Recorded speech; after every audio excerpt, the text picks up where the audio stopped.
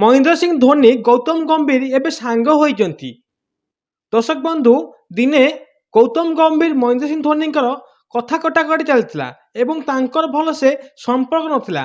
କିନ୍ତୁ Bharat T20 world cup final ଜିତିଲା ପରେ ଏବେ ମହେନ୍ଦ୍ର ସିଂ ଧୋନି ଏବଂ ଗୌତମ ଗମ୍ଭୀରଙ୍କ ମଧ୍ୟରେ ସାଙ୍ଗ ହୋଇଛନ୍ତି ଏବଂ ଖୁସିରେ ଖୁସିରେ ବହୁତ କିଛି କଥା ମଧ୍ୟ ହୋଇଛନ୍ତି। ଏମିତି କିଛି ଦେଖିବାକୁ ମିଳିଥିଲା ଏବେ T20 ବିଶ୍ୱକପ୍ରେ। ହଁ ଦର୍ଶକ ବନ୍ଧୁ, ନ୍ୟୁଜିଲାଣ୍ଡକୁ ଭାରତ ପରାସ୍ତ କଲା, T20 ବିଶ୍ୱକପ୍ ବିଜୟୀ ହେଲା। ଅହମ୍ମଦାବାଦ ଷ୍ଟାଡିୟମରେ ମହେନ୍ଦ୍ର ସିଂ ଧୋନି ଖେଳ ଆରମ୍ଭରୁ ଖେଳ ଶେଷ ପର୍ଯ୍ୟନ୍ତ ଅପେକ୍ଷା କଲେ ଏବଂ ଭାରତ ମଧ୍ୟ ବିଜୟୀ ହେଲା। ଏହାପରେ ଭାରତ ଦଳକୁ ଟ୍ୱିଟ୍ କରି ଏକ୍ସରେ ଗୌତମ ଗମ୍ଭୀରକୁ ପ୍ରଶଂସା କଲେ ମହେନ୍ଦ୍ର ସିଂ ଧୋନି ଓ ମହେନ୍ଦ୍ର ସିଂଙ୍କ ରିପ୍ଲାଏକୁ ମଧ୍ୟ ଗୌତମ ଗମ୍ଭୀର ରିପ୍ଲାଏ ଦେଇ ଧନ୍ୟବାଦ ଜଣାଇଛନ୍ତି ଏବଂ ଗୌତମ ଗମ୍ଭୀର ମଧ୍ୟ ମହେନ୍ଦ୍ର ସିଂଙ୍କ ଧୋନିଙ୍କ ଟ୍ୱିଟ୍କୁ ବହୁତ ଦେଖି ଖୁସି ହୋଇଛନ୍ତି। ଏବେ ଦିନ ସମୟ ଥିଲା ଯେତେବେଳେ ସାଉଥ